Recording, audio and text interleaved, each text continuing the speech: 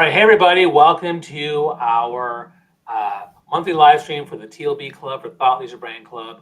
We're here. The TLB Club is a membership community to help you elevate your business, your brand, and your sales, marketing, and digital voice. And I'm here with three other amazing video strategy experts. They're amazing people that know what they're talking about, and they love video. They love to do video, and I'm really happy to have them here. So it's going to be kind of a fun conversation today. So thanks so much for coming by. And if you are enjoying the conversation, feel free to chat below. Let us know where you're calling in from. Are you coming from North America, South America, Australia, Asia, Europe, Africa? Let us know. We'd love to see you. So thanks so much for coming by today. Let's start off with a little bit of introductions here. My name is Bobby Umar. I'm a motivational speaker by trade. I've done 5 TEDx talks, and I've rejected 3 other TEDx talks. I've done 1,000 keynotes workshops over the last 20 years across 4 continents. And for me, speaking and training is a big part of what I do. I help people land a TEDx talk, guaranteed, to elevate their brand and their thought leadership. I also do content strategy. I also run the TLB Club membership community, and I do a lot of corporate training. So that's a bit about myself. Let's go to some of our fellow speakers. We'll go to Alex, then Chris, then Rutuja. Please go ahead and introduce yourself in that order. Okay. Well, I'm Alex. I'm living in Orlando, Florida right now. I run a company called I Am Media. We're a video marketing agency and podcast production company. And I've been on LinkedIn pretty regularly, well, semi-regularly since 2020.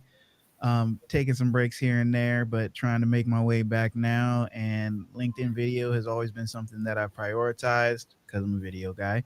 But I also love YouTube, talk to people about Instagram, TikTok somewhat. So all the platforms where video is relevant, which is pretty much all of them now, are ones that I look forward to talking to you about.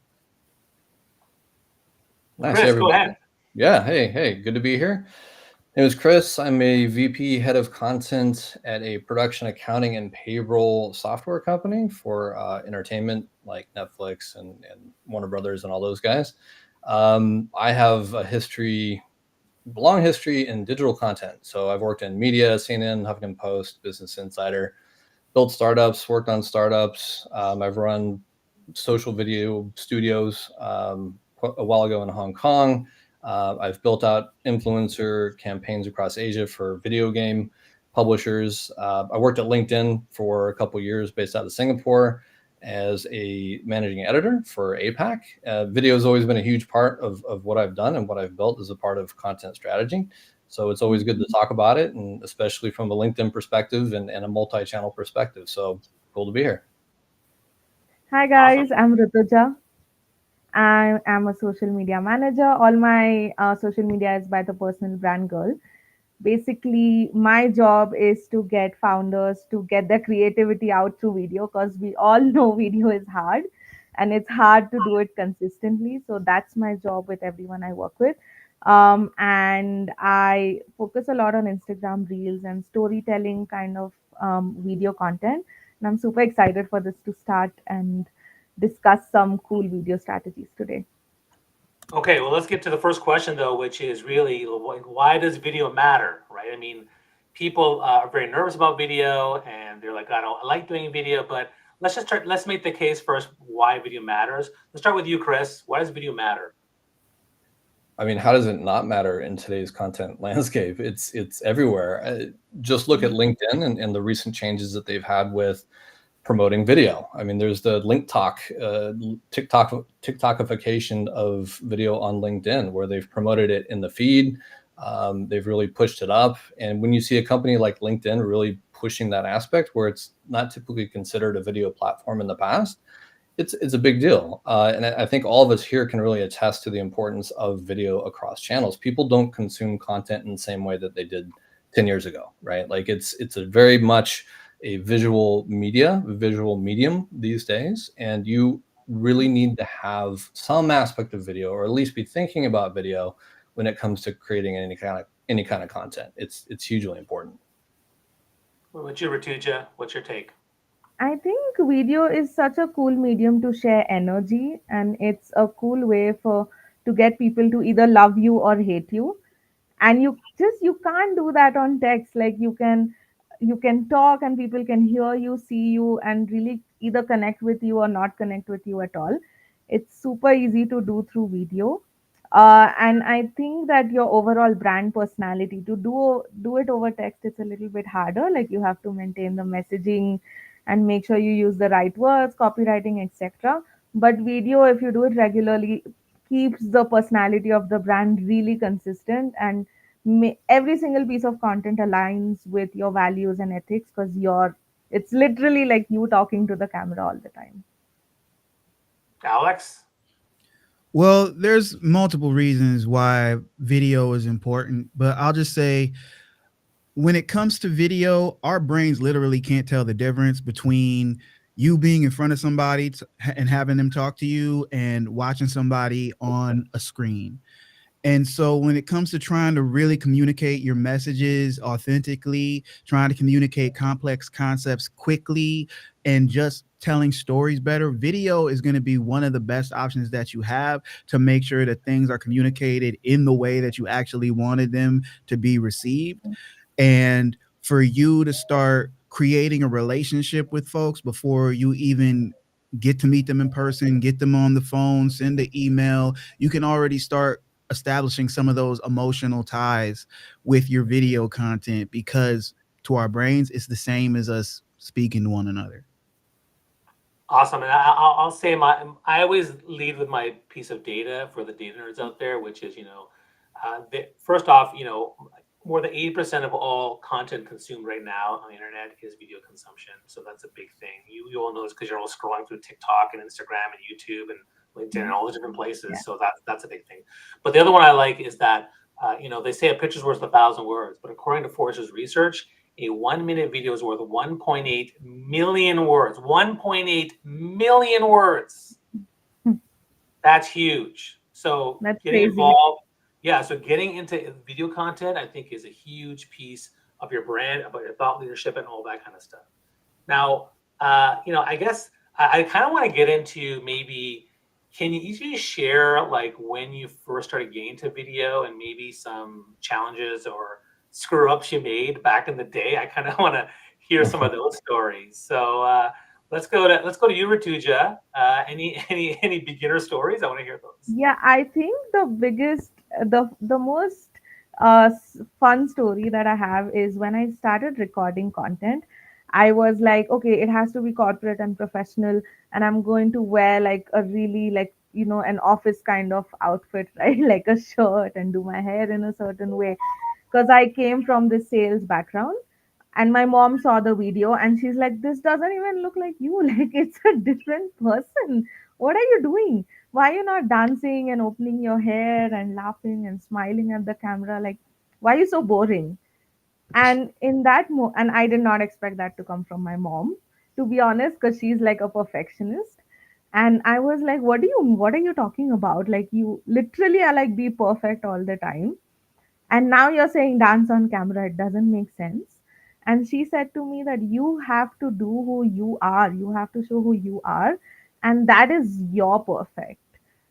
And that completely changed my mindset about shooting content. And the next day I'm like shooting all different kind of things, like crazy things, putting nail print and talking about marketing, and like dancing and talking about marketing. And I started having fun, just because my mom pointed it out to me, like, you're not this person. If you were this person, I would expect that from you, but since you're not, you have to be who you are. And I think that's something that people struggle with a lot, and they're scared to show who they are. But I just want to tell everyone who's watching this right now, people are going to not like you, and those are not your clients. Yeah, amen to that. How about you, Chris? What were the early days for you? Oh gosh. I'll point back to 2014 when I was working at Pixable, which was a visual media startup based out of New York. And I had brought in a photojournalist who had worked for me at another publisher. And we were very experimental, since we were geared toward visual media, and we wanted to start doing more drone photography, drone video, and things of that nature. And as you're learning something, and kind of like drones at the time were just kind of getting out there as far as being like a big deal. So he wanted to push the boundaries a little bit, and he'd go and like do videos in the Northeast of beautiful foliage, and he'd do abandoned buildings and like really cool stuff. But then one day I get a phone call from him, and he says, "Hey, just want to let you know, if you get a call from the FBI or the Department of Homeland Security, um, it's because I flew the drone over the World Trade Center." And I'm like, no, like you're kidding me, right? Like, he's like, no, just let you know, it's fine. Like, I had the black SUVs all come out, and found me from where I was flying from, and they told me not to do it, and they took all my information, and I said, okay, that's great. So next time, I think you need to be a little bit more conscious about what you do and how you approach where you film, what you film, and how you're doing it. Right. So it to me at the time was like, okay, there are going to be challenges with like this new format, with this new thing. And like there are things that you have to keep in mind when it comes to doing videography, when it comes to where you're filming and how you're filming, and what you're filming at the time. And especially if you're working with people and other professionals for a brand or a company, it really pays to like know what they're doing. So for me, it was a huge lesson in like, okay, you cannot do this. And yes, we are not associated with what you've done on this day. Like, this is on you, buddy. If it comes back to you, you took that risk. It wasn't in, for our company. Like, this is on you. It's like, yep, I understand. It was on me. I did it without permission. So when you give somebody the power to do video and really go out there and do incredible things, like, you have to be prepared for the possibility that it's not going to work. And, you don't want the FBI or Department of Homeland Security coming, knocking on your company door if somebody makes a mistake. So that one always sticks out in my head, is like, hey, if you're going to experiment, be conscious about, what the end result could be and who you're working with. I'll share one, then I'll hand it over to Alex. One of my, in the beginning, like when video came out, in different platforms, I was like, I should be doing this because I'm a speaker and it's very easy for me to do. But I was really bare bones about it, and I wouldn't invest. So oftentimes the lighting was bad, or I would take my phone and I would try to find a ledge or a book and try to, try to figure out where to do it. And then when it happened, like that tripod, I just never bought the tripod for like years. And I was like, Bobby, it's $50 on Amazon. Just get the damn tripod. And now it's like, I love this thing. It's like, take it wherever I go. And that to me was a really big one. And another time I had a video that was upside down. I couldn't figure out how the hell to fix it. So I turned into a post. I post on LinkedIn and say, hey, this video sucks. It's a tech fail. But you know what? I'm going to put it out there anyways, because there's a message for you. And that's a lesson to be learned. So I did that. Alex, what about you? What about the early days for you? I think my biggest mistakes early on, and probably I still suffer with this some, is trying to be too perfect.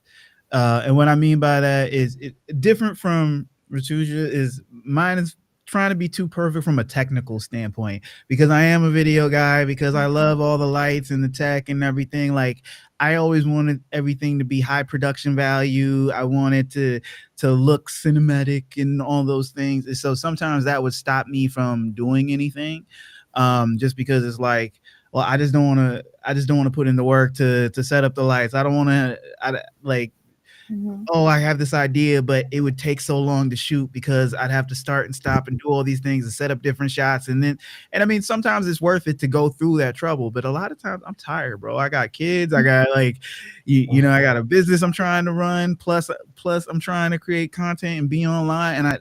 And I mean, confession, I don't actually like being online. I don't like the internet on most days other than YouTube. And I don't like social media for the most part, but that's where most of the stuff I produce goes to.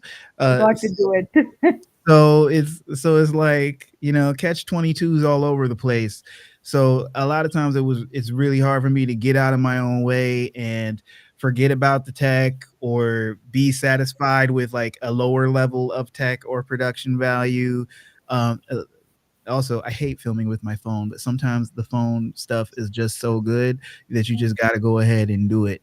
Like, I mean, the only reason I have an iPhone is because of the camera, and then I hardly ever use it because I hate shooting on phone cameras. I hear you on that. And listen, everyone who's listening in, or if you're watching, this is being multi-streamed multiple places: LinkedIn, Facebook, Instagram, TikTok, Mm-hmm. Twitter, YouTube. So come with your questions, share, and like let's get some comments going. So share comments in the box. Where are you calling in from? Do you have questions for the panel? Do you have anything you want to share? Any insights? Let's get engagement with people. So and we'll, if you do, we'll share some of those. We'll share some of those things, on the page here, so people can say, hey, people are actually engaging. Let's get to the basics though. So I mean, a lot of people, just want to know how to get started. Like, I don't even know what to talk about. What do I talk about? And I'm going to go to you, Alex, first on this one. I mean, what would you say to these people who are just struggling to come up with even things to say in a video? I mean, one of the easiest ways to get started is just answering the types of questions that you get all the time, every day, from your clients, the questions that you get from leads every day, especially if you're just trying to educate people who are first becoming familiar with your area of expertise. A lot of times people have what I call expert blindness. It's because they're so deep into whatever it is. They're an expert on, I don't know, education or thermonuclear devices or finances. Like, they're so in the weeds and so deep into the knowledge base that they forget that the majority of people who are going to be watching their content, consuming it, considering hiring them for whatever it is that they do, they don't know the basics about what it is that person does. So sometimes if you come in with a really good explanation of the basics, just to give somebody some groundwork, some low level stuff that they can start to grip onto and start to understand how gifted you are or how knowledgeable you are, that can be a great place to start to get your content going, just to get you comfortable, because you already know all this stuff. You know it cold. You can talk about this stuff ad nauseum, and you should be talking about it ad nauseum, because when it comes to consistent messaging, you need to be a broken record. So don't be afraid to start with the basics. Yeah, sometimes you can get into the weeds, go into the deep stuff, the stuff that's really interesting to you. But remember, most of the people that you're actually creating the content for, because you're not creating the content for you, most of the people that you're creating the content for have no idea how deep the rabbit hole goes. So start them at the beginning. I have a slightly different opinion from Alex on this one. I feel Love that. like already different opinions, like it's Do just it. the beginning. So I feel like when I work with my clients especially, and I tell them answer questions and just send me the answers, and we're going to get these videos edited for you. They do exactly what Alex calls expert blindness, and no matter how much you try to tell them that this is, I can't understand what you're saying, as your social media manager, it doesn't work. So I always go a different route with people I work with or consult, and usually I say, okay, you are going to do some research, and you are going to send me 20 videos that are exactly what you want to talk about. And usually that kind of gets them to understand a little bit of what is working in the industry and the level of expertise they can share.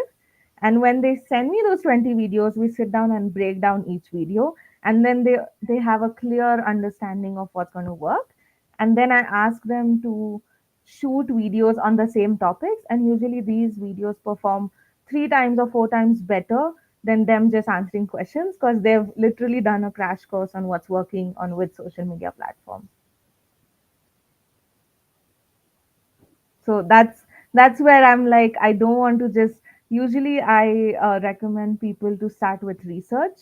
At least spend 30 minutes of research every single day until you can put your finger on the pulse of what's working, and then start creating content. Because when you start getting better results, you're motivated to do more, and once you hit like a reel which is like, what, this is crazy, then you never stop. Then the consistency just is better and better all the time. And one thing I'll add is that, guys, you guys can interrupt whenever you want. We don't have to prompt. I don't have to prompt you for questions. I'll just share for me the thing that I tell people is that to me, it comes back to personal branding. What's your brand? What's your objective? What are you trying to do? And I find that the easiest things to talk on a video are, what are the questions that people always ask you all the time? People always ask me, Bobby, how did you get 500,000 followers on Twitter? How do you get a TEDx talk? How do you become a paid speaker? How do you build a brand? These are questions people ask me all the time. And the other thing is, what are the things you love talking about? I love talking about movies. I love talking about politics. I love talking about social media trends. For me, those are things I like to talk about. So I'll talk about those things. And so for me, that it's coming up with a list of 5 or 10 things that people always ask you or things you love to talk about, I think goes a long way. Yeah, and I mean, I don't disagree with anything that Rutuja said. It's just a different approach, and I mean, doing research is good, and I think enough people don't do research. Um, it's just that I think a lot of people, when they're first starting, there's gonna be a section of people that are kind of resistant to having to do that research. Whereas, as if you start them off with something like, well, if you can ask them, well, what are the things that people are asking you, or what do new clients want to know, and you started from there, that can be sometimes an easier launch pad. And the thing is, you really just want to get people used to doing the thing so that they keep doing the thing, because that's what stops a lot of people from creating video content, is just unfamiliarity with the process. Yeah, and getting used to it, you have to do it, right? And this is something that I tell people a lot, is that it can be intimidating, especially if you're going through and looking at all of these really crisp, well-produced videos that are out there, and you just have no idea. Like if I'm looking through my LinkedIn feed and I see this sudden inflow of, skits and like very polished video for somebody who doesn't have a concept of that yet, like it's intimidating. It's intimidating, but you got to realize that like all those people too, they started off somewhere at some point, just like you are or your brand is. And the best way to do it is to sit down, put your phone in front of you, turn your webcam on, and just do it, and just start talking about things. Record it while you're doing it. And sometimes you'll find that even in those recordings, hey, that sounds pretty good, right? And you don't have to stack up and measure yourself to everybody else out there, because you're going to find your own routine. You're going to find your own niche. You're going to find your own way of doing something, that you don't have to be like, I want to be exactly like this guy, have the same format, have it at exactly the right length, right? You will get there, but you've got to start somewhere. Yeah. But Yeah, one and I thing want that I will say that one thing I will say to hop off what Chris was saying, is that there is nothing wrong though with copying people's formats. And I mean, that goes into what Rutuja was saying before, copying people's formats, copying people's video concepts.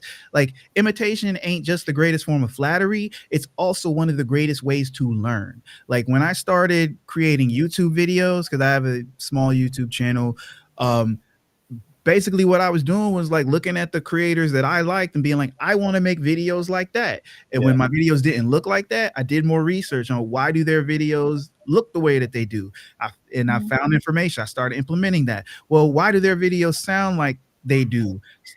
Did more research, started implementing that. Why are they more entertaining? I start copying techniques that they're doing in their videos. Like, so there's nothing wrong with copying pieces of what, or even copying wholesale what somebody else does to get you started. Because once you start doing stuff and implementing different things, you'll figure out what you do like, what you don't like, what works for you, what doesn't work for you. And then you adjust, you pivot, you create your own style or your own way of doing things. But you got to get the ball rolling first.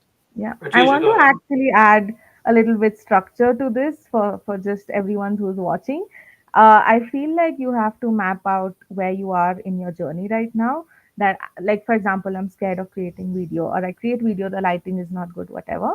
And then you make like a goal that this is where I want to be, and every single month you're going to make videos, and just if after you make 30 videos, you're going to do like 1% improvement.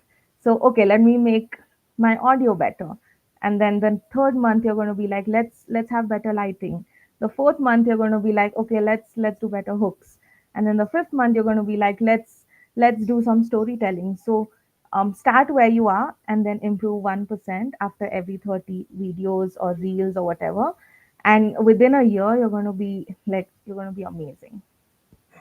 Two things I want to say here. One is that I think that the idea of research certainly throws me off too, and I think that. But however, I think that the research piece is something that a lot of people, particularly introverts, would probably actually like.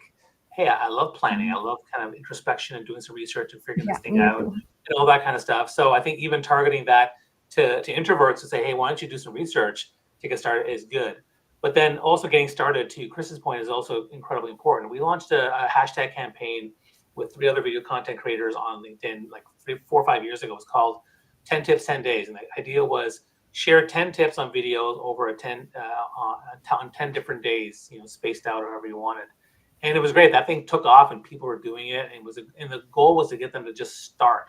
I think that is incredibly important. And so I want to point that out. I want to get to the next, and there are some questions in the feed, which is great. I do want to mention this is brought to you by the TLB Club, the Thought Leaders Brand Club. It's a membership community designed to help business owners level up. If you're a small business owner, you want to level up with your branding, your content, your sales, your negotiation, or you want to save an inclusive space to share your stuff and get feedback and be elevated by other people who are in the group.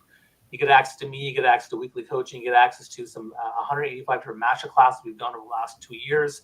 And it's a great place to be. So if you want to be part of the TLB Club, take a look at the QR code there, take a look at the link, and you can see a little bit more about that. And we like to feature members. There's Alex and Rutuja are also in the club too, so we're featuring them and they're featuring me. So very excited to have you guys here with us. Now, let me get to a couple of questions. And I know we're going to talk later on. We're going to talk about short form versus long form ideas, but some questions that have come up in the chat. So the first one is, what is the best length of video for LinkedIn?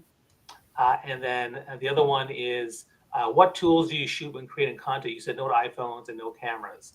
So I don't want to dwell too long on the best length of video for LinkedIn, but anyone want to quickly share that? I'm going to say. Sorry, Chris and Alex.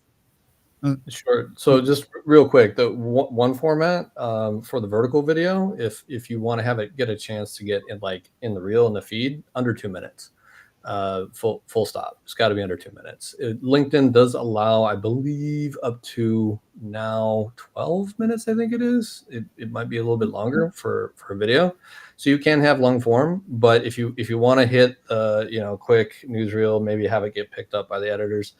Firsthand, have heard under 2 minutes is what you're shooting for. I would actually say under 1 minute, so you can repurpose it on Instagram and YouTube Shorts as well.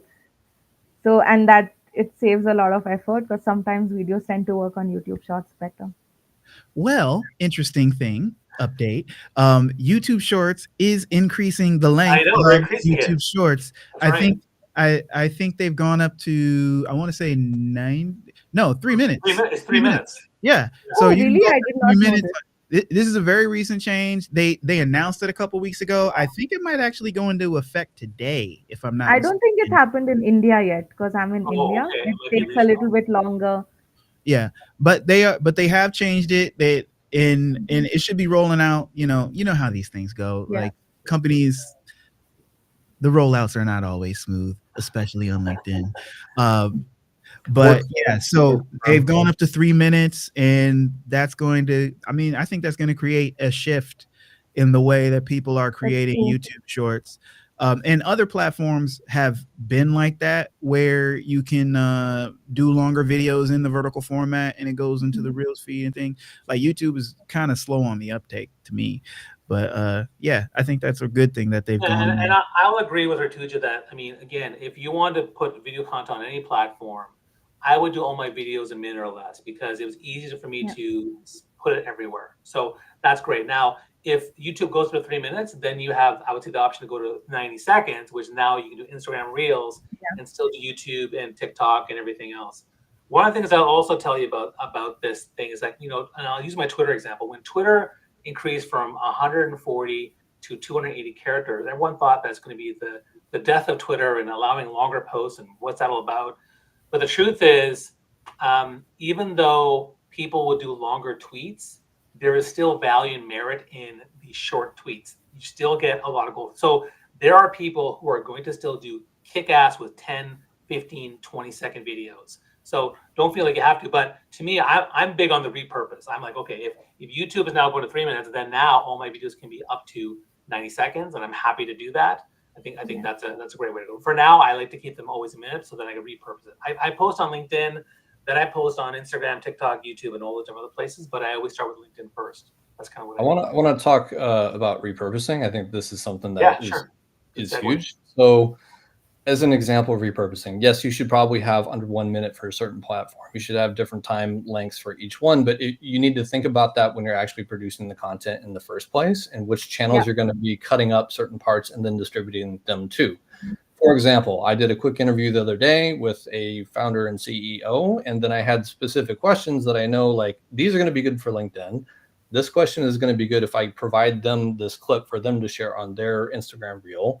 This question that I'm asking them is going to be good for them to share on, on their YouTube short. So I've got that in mind from the very beginning. So when I go back and edit that video, I can edit it appropriately in the right time for each platform, and then provide that to them to distribute if they want, or I have the option of doing it for myself. Now, if I didn't do that in the first place, then I'm going to be struggling to try to find those themes within that video to force into these different channels, and it's going to turn out nowhere near as good as it possibly could, right? So thinking about these things at the top of the line is really important if you're talking about a brand, especially, or if you have multi-platforms. One thing to note too, you don't have to have multi-platforms all the time. If you're really good at one, like YouTube is your thing, focus on that, right? Like, don't try to fit in 5 different platforms if you cannot manage that kind of content output. This is another mistake that I see all the time, is people want to put things everywhere all the time. That doesn't always work. And then they burn out and they're tired. They burn out. And not just that, like, they spread so thin, and that one piece of content is maybe better for one platform than another one. So people aren't going to pay attention. Sometimes it's bad. Sometimes it's not good at all. Yeah, that's right. And it won't work, but maybe it works really well on LinkedIn. So put your efforts in there and then build off that. When you have the capability, grow into other channels. Yeah, I usually tell people. Let me say one thing though. The reason why you do multi-platform though is because you never know what's going to hit and what people are going to like, because you're I was going to share a story. Accessing diverse audiences. So what happens, when I launched my strategy, and again, I'm a big believer. I have my primary platform, which is LinkedIn, but I do dabble in other ones, and then you never know what's going to take off. So for me, what took off in the early days was Twitter, right? And so that really worked for me. And so you never know. But again, ultimately, how much time do you got, right? And don't burn out. If you don't have time, then fine, just do one platform, and then eventually, if you want to start expanding, you can pick 2 more that are part of our target audience. Yeah, I usually tell people have a main one and then like a secondary, because we all know that we don't own these platforms. They might disappear one day. That's the other issue too, right? So I suggest having one that you're focused on becoming the master of, and then have a backup that you at least dabble in and you're getting familiar with. You don't necessarily have to dedicate as much energy to it, especially if you're crunched for time, but have another one that you're kind of playing with, getting familiar with, setting yourself up for success with. And then you can always add on later. That's one mistake that people make, is they try to do too much up front rather than getting stable, getting consistent. And then you can always upgrade later. And that's in terms of platforms, that's in terms of gear, that's in terms of content types. You can always upgrade later. Yeah. I have a fun story. Sorry, Rutuja, I want to say something. I'll go to Chris. Yeah, I was just adding to all of that. I gotta facilitate these video content creators, guys. Like it's a mad ensemble. Rutuja, go ahead. Yeah. So I was just 6 months. Okay, I'm like, I'm gonna make Instagram work, and it started like the ball started rolling, and I was like, okay, something has to go viral. This is going to be amazing. Every single day I'm posting a reel for 6 months, and I'm like, I'm so consistent. This is exciting. And nothing is happening on Instagram. Okay, like the ball is rolling, but not as much as I would have liked it to. And then suddenly one day I'm looking at LinkedIn profile views, and I'm like, what is this number? I can't understand what this number is. And I hit 3 million impressions on LinkedIn. And I wasn't even focusing on LinkedIn. I was just putting content randomly on LinkedIn because I was like, I don't know, whatever, let's just repurpose stuff. So sometimes that happens, and I got so many profile views and website visits, and that period of like 15 or 20 days was amazing for my business as well. So I think that's like a magic trick with content. Like, you never know what's going to work. Yeah, no, for sure. Experiment by all means, but looking at it from the perspective of like a full-time content-driven brand, right? Like if you're at a company and you have a certain amount of resources to put into a specific channel over other channels, and if you spread yourself too thin, like I've seen this in practice multiple times with different brands internally, where they start just publishing everywhere and then nothing works, right? Because you're need to have a strategy like that works for you. and That works going for to you. keep doing You as that. an individual, and I think that as an individual is a different prospect from a like content like process and strategy within a company, right? Because companies tend to want to put things out everywhere anyway. Oh, is this blog post on Twitter? Is it on TikTok? Is it here? Is it there? Why aren't we posting everywhere? Well, because this content isn't created for that. If you want to create content specifically for those channels, like let's do it right. Let's knock it out. Let's focus on that channel. So just if you're working for a company, if you're working for a client, like make sure that you're asking them, where's your audience at? Like let's start with that, and then we can branch out as we go. Yeah. And a lot of them won't know. That's right. That's right. Exactly Yeah. true. They won't. They really won't. Alex, I want to make sure you answer this question. What tools do you shoot when you create content? You said no to iPhones and no cameras. So can you Well, quickly answer my that? first disclaimer to everybody is don't be like me. Like, don't try to be like me. I run a production company. I've got thousands of dollars worth of cameras and lights and everything else. If you really like it, fine. Go down the rabbit hole. But I'm warning you, you don't want to be like me. I think the majority of people should start with their cell phone camera. And for a lot of people, especially if you're a solo creator just getting started, you got a full-time business, full-time job, et cetera, that's going to be the tool that you use personally to create your content. There are some bells and whistles that you can add on to that, like getting mics or things like that, that'll up the quality of your content a little bit. Maybe take some lessons or some tutorials to learn how to better utilize the tool that is the cell phone, because especially iPhones, you can make fantastic looking content, like content that is almost indistinguishable from stuff shot with professional cameras with an iPhone. Like you can do that. So that's where I would tell most people to start. The only time that I would start really getting, because like I'm using a halfway cinema camera right now to do this live stream. Like it's one of the cameras that I shoot clients with, but it works for web streaming as well. So that's why I say don't try to be like me. But once the gear starts getting in the way of you creating the content that you want to create, that's when you upgrade. So I tell everybody, start with the cell phone because everybody's got one. It's in your pocket. It works. It does multiple things. When it starts getting in the way, then you can upgrade, or you hire somebody who's got all the bells and whistles and the tools and the toys to help you with creating the content. And it's also a function of where your brand is at. Like, does your brand actually need the highly produced stuff like I create or that I do for clients? Do you need that? Is that the kind of brand image that you're trying to cultivate? For some people it's yes, for some people it's no. And it's not just a function of what profession you're in, it's the image and kind of like the whole brand that you're trying to build and cultivate. And sometimes it means that some of the content that you're going to do is going to be lower quality in terms of the visual aspects or the technical aspects, but then some of the content might need to be more highly produced to be effective for specific purposes. Let me just shift gears a little bit here. And if you have more questions, like you can have more questions, put comments in. If you have more questions, put them in the comments, tag people, reply to us, follow these three amazing content creators. I think that'd be great. We'd love to have them. If you have more questions, I'll put them in the feed, but right now there aren't any. So make sure you comment and engage people and things like that. I want to quickly go to the LinkedIn video feed because that's a new trend right now. And so Chris, let me go to you. I know you've been testing this and dabbling in this. Let's talk a bit about that and see if anyone else wants to contribute some thoughts on that. So, I mean, for me personally, like I'm dabbling in it because I want to understand how it works. I want to understand what hits. And then I personally use my dabbling to apply to professional, right? So I'll go and I'll experiment on my own profile page. I'll see what works and what doesn't work.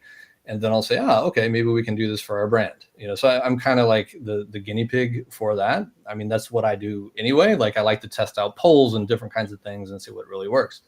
So that's how I approach the current video on LinkedIn. But I'm also looking, like what Alex said, for those inspiration moments of other people and what they're doing, and seeing what I could bring to my own flavor, my own way of doing it, and if there's anything that fits with myself. It's like you have a favorite writer that you're really into, and you're not going to plagiarize them. You're not going to ask AI to do it for you, but you're going to take that inspiration. And I think LinkedIn right now, because it is still early and new, it's only been really pushing it for about a month and a half now. It's pretty new, right? So Yeah. you're going to see trends come through.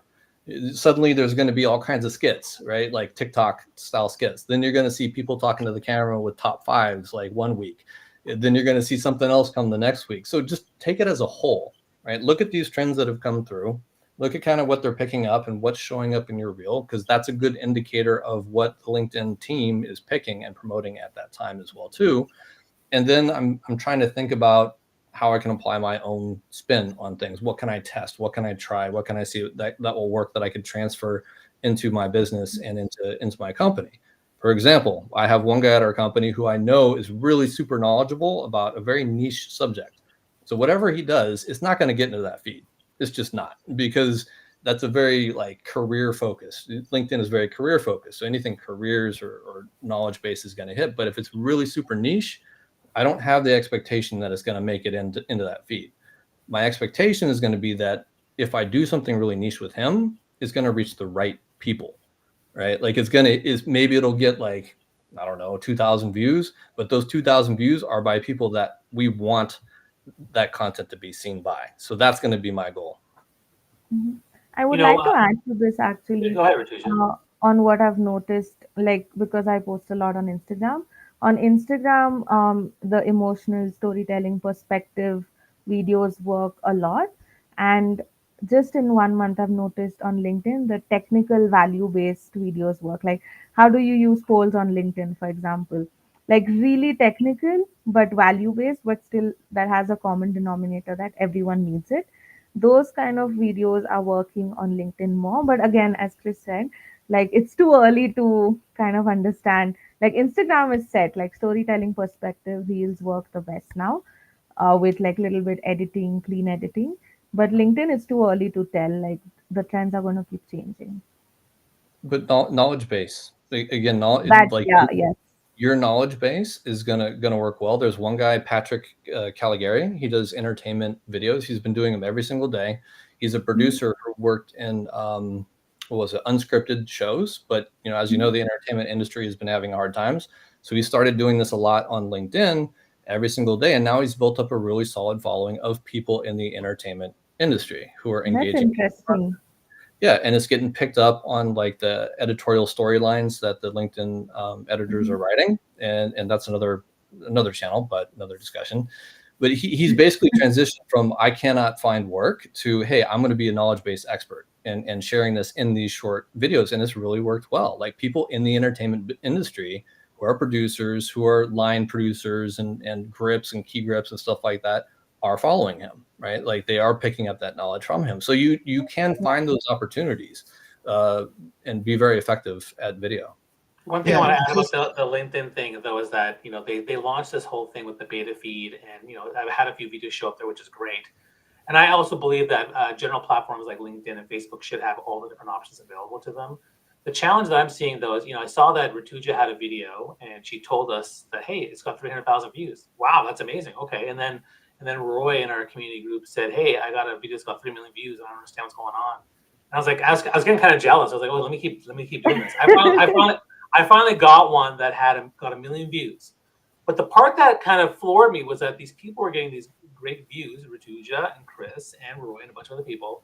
And I wasn't seeing any significant increase in likes or comments or engagement on the post. So what's happening is it's showing up in the beta feed. People are swiping through it and going past really fast. So my video with 1 million views, great. Did it lead to more engagement? I would say no, it did not. I don't. Okay, I'm glad it got the 1 million views. I'm glad it maybe got a little bit more engagement, but nothing where people are like, oh my gosh, got a great video. Let's do business. I wasn't getting that increase. So that's one thing I think is a little bit I'm concerned about in terms of what those numbers actually mean. So if I have 1 million impressions, what does that actually mean? Because I don't think the numbers are accurate. Is the first issue. The second thing I'll say is that LinkedIn has been pushing. Like I get emails from LinkedIn saying, hey, here, content and because I'm a LinkedIn top voice, so they send me emails, and they're definitely pushing video all the time. In the group, they're talking about video. In the email, they're saying do a video. So they're definitely pushing video a lot. So if you want to get some attention around you and your content, then definitely doing videos on LinkedIn is great. And similarly, when YouTube announces they're going to do 3-minute shorts or whatever, then you know what? Start doing a couple of longer ones, because what happens when any platform announces a new thing they're doing, you should totally take advantage of it and try things, because all of a sudden, next thing you know, you become the 2.5-minute guru on YouTube because you put those videos out there. Mhm. Yeah, and just to speak to what you were talking about, Bobby, with the videos that go viral or suddenly get all the views, there's something that people have to keep in mind. It's that stuff that goes viral is not necessarily good for business. It's good for exposure. It's not necessarily good for business, because when stuff goes viral, that means it just gets shown to a whole lot of people. Yep. But a whole lot of people are usually not your customers. They're not the people who are actually going to send you the email, that are going to send you the DM, that are going to reach out, going to give you the phone call, et cetera, et cetera. So it's more important to build a video output that's consistent and is reaching the right sorts of people than to have one video pop and go viral. And the other thing is, a lot of times when stuff goes viral, people aren't ready for it, because you got to be ready to follow up that viral moment with more consistent output, because you might reach some of the people that you were trying to reach, but now you got to give them something to keep going on. And hopefully you also, by the time you do go viral, you've already got a library of content that they can dig into if they decide to click on your profile and start doing deep dives and all of that. So a lot of folks, they go viral, they're not ready for the viral moment. So it's better to be consistent than to be viral. I Yeah. also want to add to this, and I completely agree with what Alex said, that you can't control virality, and sometimes you don't even have the capacity to follow up with so many leads if you do get them. But at the same time, I feel like we should not take video and content so seriously, and the focus has to just be on, like what Alex said, like create content consistently, especially the not taking yourself seriously. Because when you are like, oh my god, this has gone viral, now the next 10 posts have to go viral, it's so much pressure. Like, it's That just part. spend 30 minutes every single day creating content, you're going to do amazing. Like, that's enough. Yeah, on going viral. So working in media where you're based off of traffic, you want to go viral, right? Like we Mhm. want as many engagements and views because you're based around advertising dollars, and those advertising dollars are views, right? But that very much changes with like what Alex is saying, and you don't need to do it. Don't put that kind of pressure on yourself. I have a real world example where I went viral on LinkedIn, back in 2009, and I got something like 30,000 followers as a result, and 500,000 likes, something like 50,000 shares, tens of millions of views. Like, it was nuts. Like, my phone was just exploding all night long. But those followers now don't mean anything. Like, the people that like came to my page from that and followed me, they don't care about the content I do. They just like that one post. It had no long-term value for me overall. Yeah. Yeah, it boosted my number, my follower count, but like half of them have left LinkedIn after that amount of time anyway too. So it didn't matter in the end what I got from that. And with a brand, like, it really matters who your audience is. And LinkedIn is a phenomenal platform for hitting the right audience from a Like business. the targeting. Yeah, from a targeted perspective, if Mhm. you know that you want to use it to network and connect with people to drive sales, it's fantastic. You don't need to go viral. Going viral, if anything, is going to hurt you. Like Alex said, it can be overwhelming. It can damage your brand potentially, because you can also bring in people who are like, "What the hell is this?" If you want to cultivate that message and like try to really make sure that your message is out there in the way that you want it, going viral is really difficult to manage that. The Yeah, comments that can come through. Like, have you managed like a large comment thread on something? Oh my God. that's The amount of crazy. You get trolls on LinkedIn too. It's not Well, just one of YouTube. my videos that went viral was, very social justice related, and so there was a lot of haters on it, and so that's something that happens. I want to be mindful of guys. If you have any more questions, put them in the chat so we can feature them. Again, this is brought to you by the TLB Club, College Brand Club. If you want to get access to me and also meet Alex and Rutuja, come check out TLB Club. Click on the QR code. We have a weekly call every Thursday at 4 p.m. We have a master class coming up, and this time we have John Aspinall talking about A/B testing your content and projects. So it's gonna be really good training that's available to anybody in the public as well as the members. I want to talk about long form and just video production in general. So let's get into that a little bit. What are your, when it comes to short form and long form video production processes? Can you start with you, Alex? What are some of the things that you're doing? So maybe share some tips, and we'll go, and then everyone else can share their thoughts too. Well, these days, when you're thinking about short form versus long form, I really think that the answer should be both, and that it should be a process of thinking about long form to become short form. And what I mean by that, especially with things like YouTube videos, with things like longer tutorials, things like content series, when you're mapping these things out, when you're thinking about them, when you're getting your SOPs together, the thought should be, overall it should be, what information am I trying to communicate? What's the goal for this content? But in that, when you're developing it and formatting it, it's like, all right, we're doing this. It's going to be a long piece of content, but how are we going to make it so that it's easy to break down into short form content so that we can get more mileage out of it? Because a lot of times the short form content that you create can be used to lead people back to the long form content. Whereas if all you do is long form content, nobody's going to be interested because they don't know if it's valuable enough for them to be interested.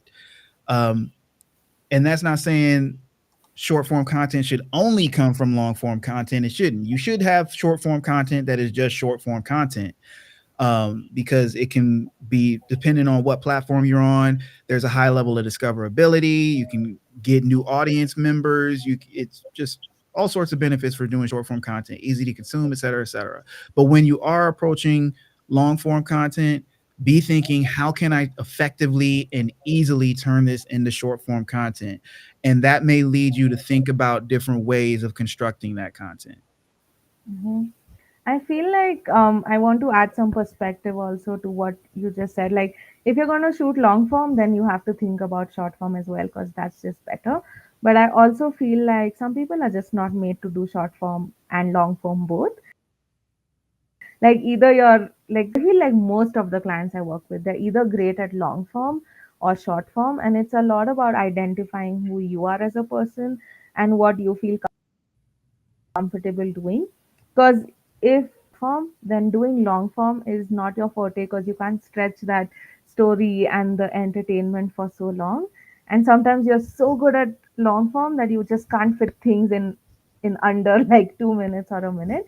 So I think this is a big, like, a ticker that should be on the screen, that you really need to understand who you are as a person and what you're comfortable with, and play on those strengths. Like, don't, there's so much competition that you can't try and do everything, because you're just gonna go crazy and spend a lot of money. Focus on the long form if you're good at it, but then again, I think look for those opportunities within that long form to clip and find those moments that you can leverage the short form format. And if you are conceptualizing a long form program or a long form show or whatever it is that you're doing, like, come up with one question, come up with one moment within that if you Oh, say, that's a good strategy. right? Easy So strategy. if I'm having a conversation with somebody, I know that I have a question ready to go. Hey, okay, what is this? And I know that the answer is going to be under 2 minutes. I can then take that and then move that somewhere else, right? So if you can plan for it, even if you're not good at short form, you just plan for it and you look for those opportunities. And that's Yeah. kind of what I was talking about when I was saying, like, design your long form for short Yeah. form, especially when you got like a series that you're doing, or you've got a podcast that you're creating. Like, you can make spaces in it, or you can segment it up so that there are pieces that are easy to take out.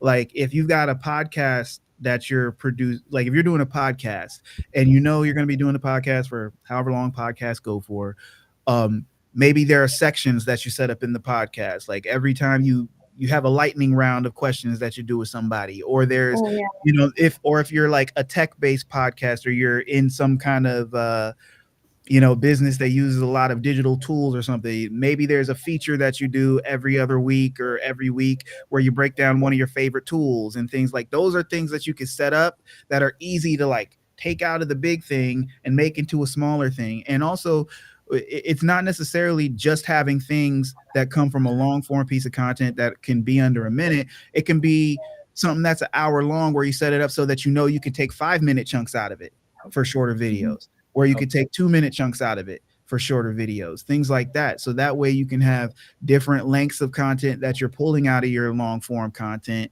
not necessarily just TikTok stuff or Instagram reel stuff. There's all sorts of ways that you can break things up and re-release them.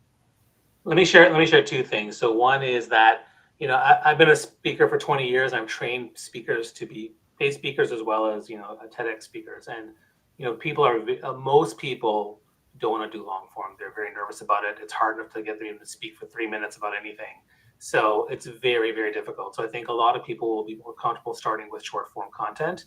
That said, if you are a podcaster and if you are able to do the long stuff and share stories, then yes, I think for me, my strategy, I do short form content and I do long form content. And then the second thing I'll say is that for me, I'm all about finding the clips now. So what I do is, I do these live streams, for example, I do them once a month. I do regular videos, maybe, a couple times per week, but I'll do the live streams once per month. But then I use AI. So Opus Clip is the tool I'm using. It identifies pieces and snippets from the talk. It'll do it for this one as well. And usually it creates about 35 snippets, of which maybe 2/3 are pretty good.